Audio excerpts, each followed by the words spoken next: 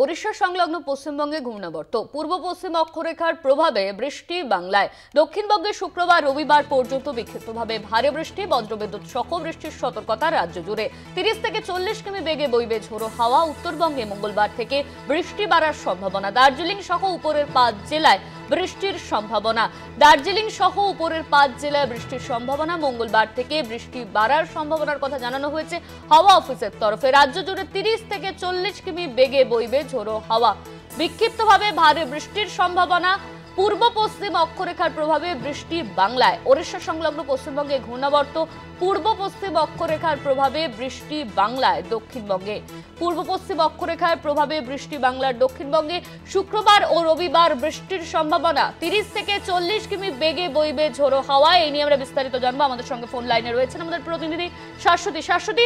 পূর্ব পশ্চিম অক্ষরেখার প্রভাবে বৃষ্টি হওয়ার সম্ভাবনার কথা জানানো হচ্ছে হাওয়া অফিসের তরফে। কোথায় কোথায় বৃষ্টি হতে পারে কি বলছে? দেখো, আজকে থেকে রবিবার পর্যন্ত ঝড় বৃষ্টির তোড় কিন্তু বাড়বে দক্ষিণবঙ্গের ক্ষেত্রে। সেক্ষেত্রে উড়িষ্যা এবং পশ্চিমবঙ্গ সংলগ্ন ঘূর্ণাবর্ত এবং পূর্ব পশ্চিম অক্ষরেখার প্রভাবে বাংলায় বৃষ্টি জারি থাকবে। উত্তরবঙ্গেও মঙ্গলবার থেকে বৃষ্টি পড়ার সম্ভাবনা এবং আগামী 5 দিন রাজ্য জুড়ে বজ্রবিদ্যুৎ সহ হালকা মাঝারি বৃষ্টি সঙ্গে দমকা ঝোড়ো হাওয়া বিদ্যমান থাকবে।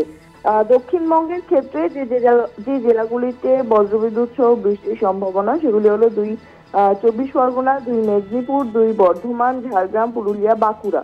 সোমবার এবং মঙ্গলবার বিক্ষিপ্ত বৃষ্টি জারি থাকবে দক্ষিণবঙ্গের ক্ষেত্রে। অপরদিকে উত্তরবঙ্গের কার্যত 8ই জুলাই অর্থাৎ মঙ্গলবার থেকে বৃষ্টির পরিমাণ বাড়বে।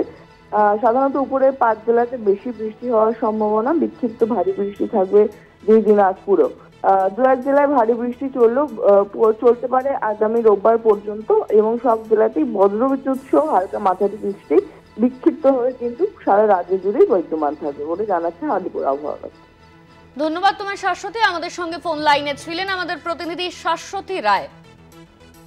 নামখানা থেকে সরাসরি আমাদের সঙ্গে এই মুহূর্তে রয়েছেন আমাদের প্রতিনিধি কোয়েল মণ্ডল। কোয়েল, বিভিন্ন জায়গায় বৃষ্টির কথা বলা হয়েছে। উত্তরবঙ্গে মঙ্গলবার থেকে বৃষ্টি বাড়ার সম্ভাবনা। এই মুহূর্তে কি ছবি উঠে আসছে নামখানার?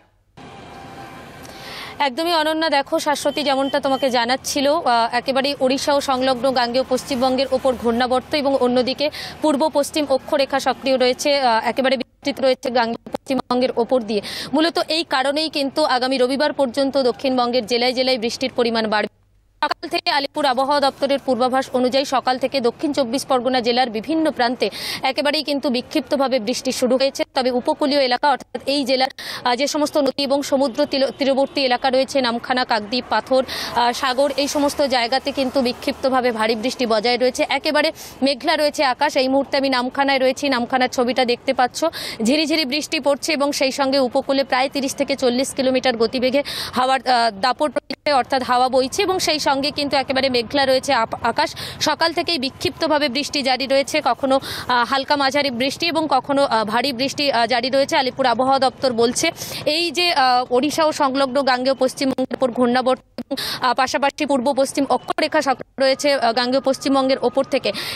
এই কারণেই কিন্তু রবিবার পর্যন্ত দক্ষিণবঙ্গের বাকি জেলার পাশাপাশি দক্ষিণ 24 পরগনা জেলাতেও কিন্তু জারি থাকবে বৃষ্টিপাত এবং দক্ষিণ 24 পরগনার উপকূলীয় এলাকায় সেখানে কিন্তু বৃষ্টির পরিমাণ বেশি থাকবে এবং হাওয়ার দাপটও বেশি থাকবে। এবং নামখানার ছবিটাও তুমি দেখতে পাচ্ছ, একেবারে মেঘলা রয়েছে আকাশ, বৃষ্টি বজায় রয়েছে, উপকূলে যে হাওয়ার দাপট সেই হাওয়ার দাপটও রয়েছে।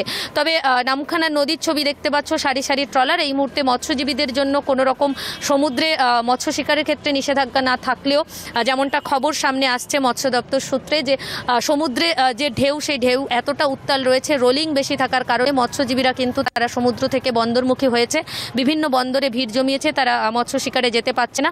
তবে এই মুহূর্তে মৎস্যজীবীদের জন্য সমুদ্রে যাওয়ার উপর কোনো নিষেধাজ্ঞা জারি করা হয়নি। সেই সঙ্গে তোমাকে জানিয়ে রাখবো, আজ দিনভর দক্ষিণ 24 পরগনা জেলা জুড়ে ভারী বৃষ্টি জারি থাকবে এমনটাই পূর্বাভাস দিয়েছে আলিপুর আবহাওয়া দপ্তর।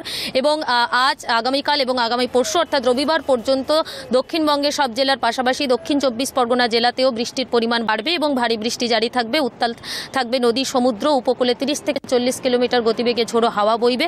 উপকূলীয় এলাকায় বৃষ্টি এবং হাওয়ার দাপট বেশি থাকবে। সোমবারের পর থেকে জেলায় বৃষ্টির পরিমাণ খানিকটা কমতে পারে। অন্যদিকে উত্তরবঙ্গের ক্ষেত্রে আবার মঙ্গলবার থেকে বাড়বে বৃষ্টির পরিমাণ। ধন্যবাদ তোমায় কোয়েল। আমাদের সঙ্গে সরাসরি নামখানা থেকে ছিলেন আমাদের প্রতিনিধি কোয়েল মণ্ডল।